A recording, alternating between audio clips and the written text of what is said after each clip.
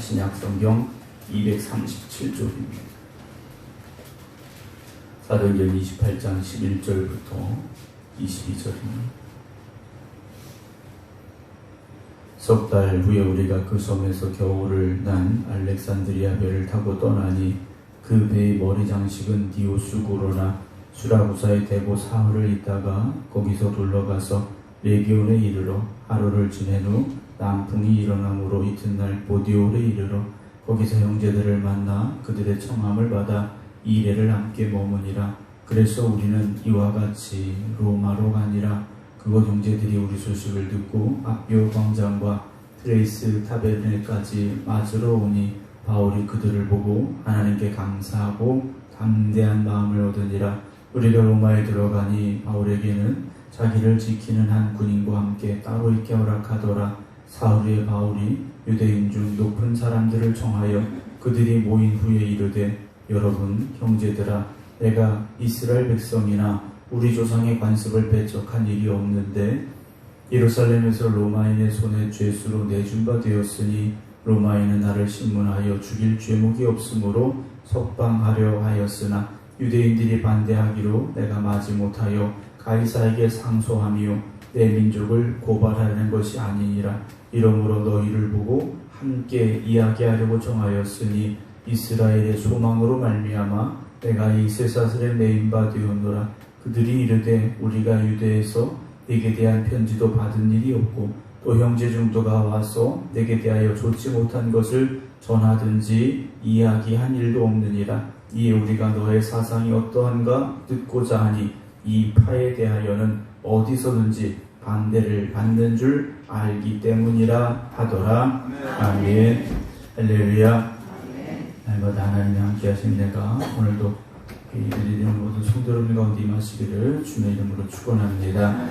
오늘 온라인으로 함께 예배드리고 계신 임승자 집사님, 김종훈 장로님, 박정순 권사님, 김경호 장로님, 김미호 권사님, 조효진 집사님, 박용렬 권사님, 김건욱 권사님, 박성준 집사님, 안친환 권사님, 정정희 집사님, 김효 권사님, 정옥봉 권사님, 조태경 권사님, 이미경 권사님, 김성자 권사님, 박경원 집사님, 주님의 이름으로 축복합니다.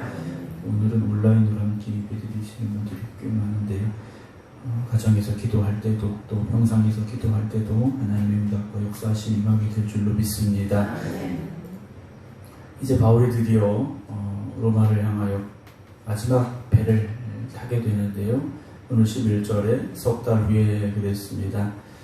이들이 멜리데라는 섬에서 석 달을 이제 보냈습니다. 겨울을 보내고 그 다음에 이제 봄이 되어서 배가 출항할 때가 됐고요. 그래서 알렉산드리아 배를 타고 떠났다라고 되어 있습니다. 알렉산드리아라는 도시는 이집트 북쪽에 있는 항구 도시인데요. 아주 큰 도시입니다. 거기에서 온 배가, 이 배도 역시 겨울을 거기서 났고요. 그래서 이 배도 이제 로마를 향해서 가게 되는데 그 배의 머리 장식은 디오수고로라 이렇게 되어 있습니다. 쌍둥이 형제라는 뜻인데요. 로마 신화, 그리스 로마 신화에 나오는 이 제우스의 두 아들을 이제 신으로 이 배는 섬기고 있었던 것 같습니다. 그러니까 그 당시에 많은 배들이 자기들 나름대로 그 배를 지켜주는 이건 이제 수호신이라고 그래야 될까요?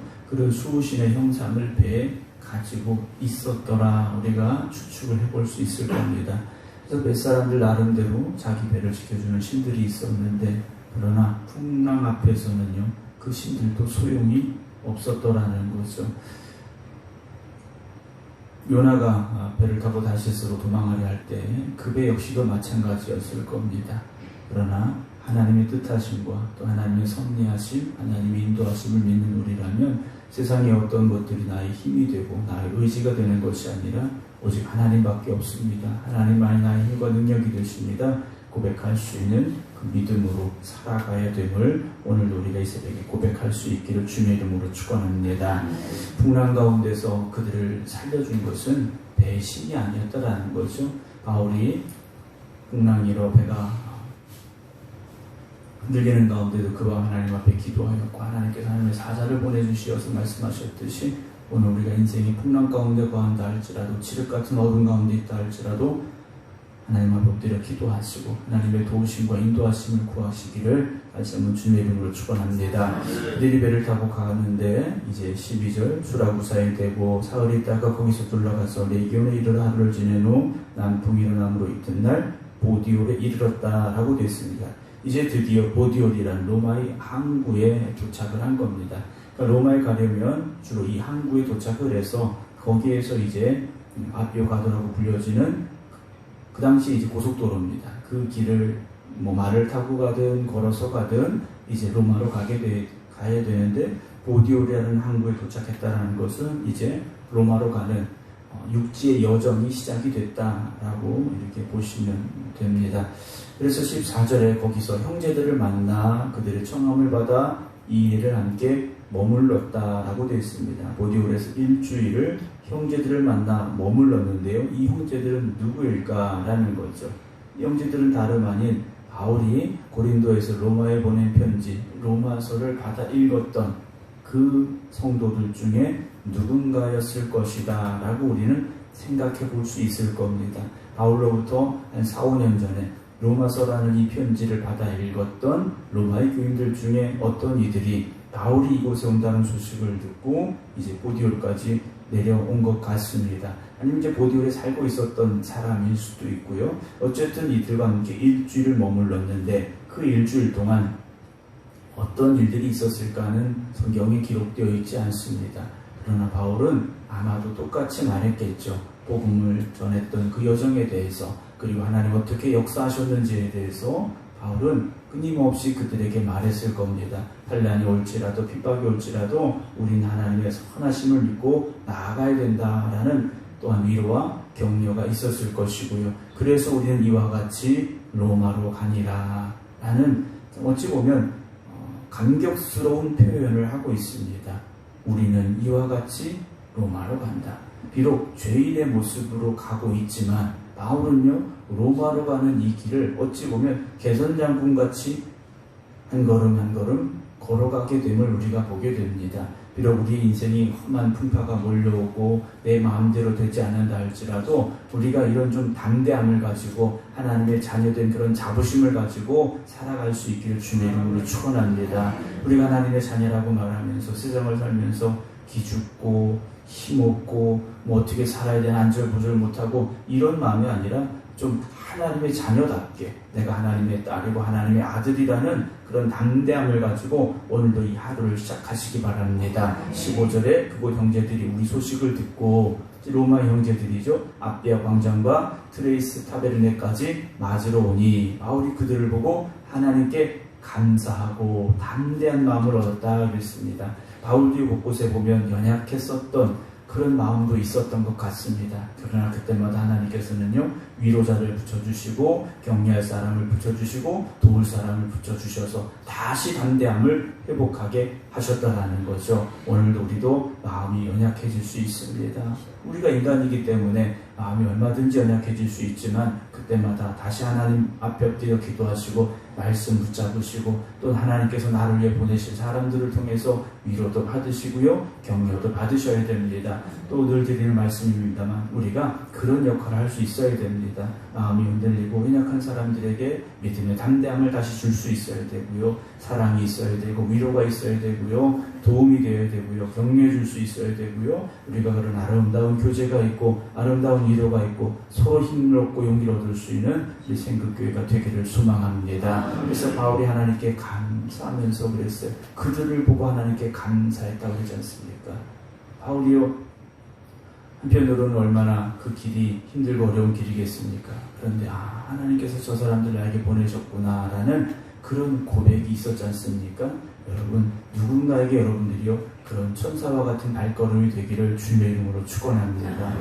내가 정말 힘들었는데 아무개 권사님이 오셔서 기도해 주셔서 아무개 장로님이 오셔서 위로해 주셔서 내가 힘을 얻었습니다. 우리가 그런 고백들이 우리 교회에 가득해야 됩니다. 16절 보면 우리가 로마에 들어가니 그랬습니다. 드디어 이제 로마에 들어간 겁니다.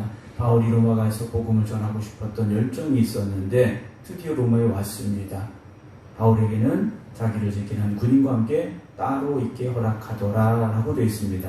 바울에서 이 바울이 로마에서 감옥에 갇힌 것이 아니라 어떤 우리가 흔히 말하는 가택연금 같은 상황에 처한 것 같습니다. 그래서 바울을 지키는 한 군인이 있었고 바울이 이제 어떤 곳에 있게 됐는데요. 17절에 사울 후에 바울이 유대인 중 높은 사람을 청하였습니다. 회당장들이나 이런 사람들이었으리라 추측을 할 수 있는데요. 바울은 이제 갇힌 몸이라 자유함이 없습니다. 그래서 초청을 한 겁니다. 회당장들을 초청을 해서 이야기를 나누게 되는데 바울이 만약에 자유의 몸이었다면 회당에 찾아갔겠죠.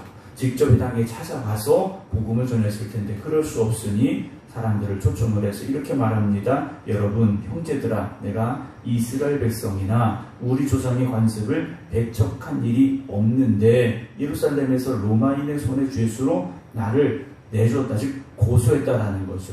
재판을 해보니 18절 로마인은 나를 신문하여 죽일 죄목이 없으므로, 그러니까 바울이 고소된 그 죄목과 또 판결은 사형을 요구했었는데 로마 사람들이 신문을 하고 재판을 했는데 사형에 해당이 되지 않는다. 어떤 죄도 없다. 그래서 석방하려고 하였으나 19절입니다. 유대인들이 반대하기로 내가 마지못하여 가이사에게 상소한 것이지 내가 내 민족을 고발하려고 여기 온 게 아니다.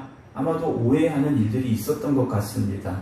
그래서 바울이 그들의 오해를 풀어주고요. 20절 이러므로 너희를 보고 함께 이야기하려고 청하였으니 이스라엘의 소망으로 말미암아 내가 이스라엘에 매였다라고 됐습니다. 이스라엘 소망이 무엇이겠습니까? 그들이 사모하고 기다리는 메시아죠. 그 메시아가 예수 그리스도이신데 예수 그리스도께서 메시아의 땅에 오셨는데 바울은요 지금 그 말을 하고 싶다라는 거죠. 바울은 어디에서든지 누구에게서든지 누구를 만나든지 할 이야기는 딱 하나입니다. 예수가 그리스도다. 바울은요 그 고백을 하고 싶었다라는 거죠. 그리고 그 말을 했다라는 겁니다. 오늘 우리가 사람들을 만나서 무슨 이야기를 나눕니까? 내 자랑을 하려고 하십니까? 어떤 이야기를 하려고 하십니까? 우리가 우리 입에서요 우리의 소망 되신 예수 그리스도 그 고백이 넘쳐나야 되고요. 누구를 만났지 저 사람 또 예수 얘기하네 이럴 정도로 우리가 복음에 대한 열정이 있어야 됩니다. 우리가 그렇지 않고 어떻게 예수 믿는다고 또 예수 그리스도가 나의 구주가 되신다고 고백할 수 있겠는가 하는 것이죠. 21절에 그들이 이르되 우리가 유대에서 내게 대한 편지도 받은 일이 없고 또 형제 중 누가 와서 내게 대하여 좋지 못한 것을 전하든지 이야기한 일도 없다라고 말합니다. 바울을 향해서 우리가 어떤 선입견이 있는 게 아니다. 너에 대한 어떤 지식도 없다라고 말하면서 22절 이에 우리가 너의 사상이 어떠한가 듣고자 하니 이 파에 대하여는 즉 예수를 그리스도로 고백하는 그리스도인들에 대하여는 어디서든지 뭘 받느냐? 환대를 받는 게 아니라 반대를 받는 줄 알기 때문이다 그랬어요. 물론 이들은 유대인의 입장에서 말한 겁니다. 복음은 어떤 곳에서는 환영을 받지만 어떤 곳에서는 반대를 당하고 배척을 당하는 일도 분명히 있습니다. 그러나 오늘도 저와 여러분들은 그 복음을 전하는 삶이 되어져야 됩니다. 주님 가신 그 길이 평안한 길이었습니까? 주님도 아시죠? 십자가의 길이라는 걸 먼저 가셨고 그리고 우리에게도 그 십자가를 지고 오라고 말씀하셨습니다. 그러나 복음을 전하는 길에 어떤 어려움이 온다 할지라도 천국을 향해 가는 저와 여러분들이 복음을 증거하는 전도자의 삶을 온전히 살아갈 수 있기를 소망합니다. 그래서 우리가 가야 될 목적지가 어디입니까? 하나님의 나라지 않습니까? 하나님의 나라에 이르기까지 우리에게 주신 사명을 잘 감당하며 충성된 하나님의 일꾼으로 또 복음의 증거자들로 살아가는 저와 여러분들 될 수 있기를 주님의 이름으로 축원합니다. 기도하겠습니다. 우리 드디어 빛나는 여정을 마치고 로마에 들어가게 되었습니다.